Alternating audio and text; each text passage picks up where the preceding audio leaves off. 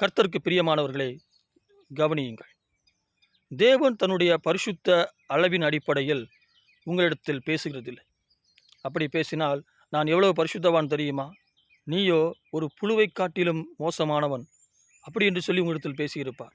அவர் உங்களிடத்தில் இறங்கி வந்து உங்கள் பரிசுத்தத்திற்கு ஏற்றாற் போல அவர் இறங்கி வந்து உங்களிடத்தில் பேசுகிறார். அந்த விபச்சார ஸ்திரியை இடத்தில் தேவன் பேசினார் அல்லவா? உங்களில் யார் பாவம் செய்யவில்லையோ அவன் முதலாவது கல்லெறிய வேண்டும் என்று அவரிடத்தில் இறங்கி வந்து பேசினார் பாருங்களேன்.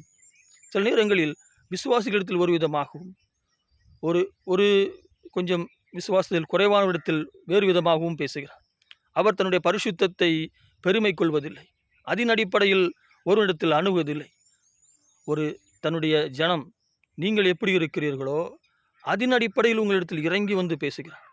நோவாவை குறித்து என்ன சொல்லியிருக்கிறது? நோவா அக்காலத்தில் இருந்தவர்களுக்குள்ளே நீதிமானாக இருந்தான் என்று சொல்லியிருக்கிறது.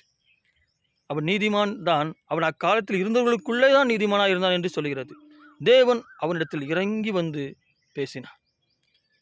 கர்த்தருடைய ஊழியக்காரர்களே, கவனியுங்கள்.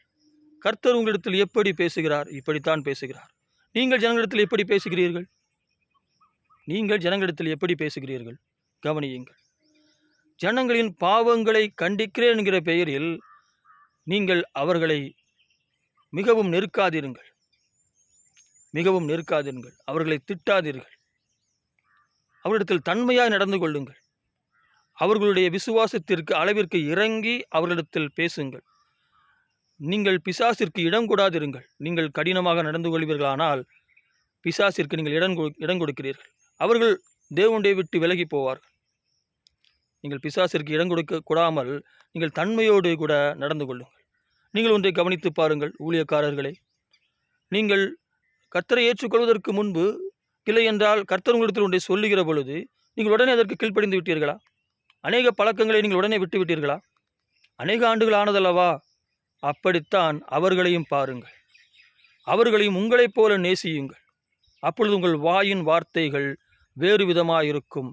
அவர் அந்த ஆத்துமாக்களை ஆதாயப்படுத்திக் கொள்கிறதாக இருக்கும். உங்களைப் போல பிறரை நடத்துங்கள். கர்த்தர் உங்களை நடத்தியது போல பிறரை நடத்துங்கள். உங்கள் பிள்ளையை நடத்துகிறது போல உங்கள் சபையின் ஜனங்களை நடத்துங்கள். உங்கள் பிள்ளைகளிடத்தில் நீங்கள் எப்படி நடந்து கொள்வீர்களோ அப்படி சபையின் ஜனங்களிடத்தில் நடந்து கொள்ளுங்கள். பொல்லாத தகப்பனாய் நடந்து கொள்ளாதிருங்கள். உங்கள் தேவனாகிய கர்த்தரை போல நடந்து கொள்ளுங்கள். ஆமேன்.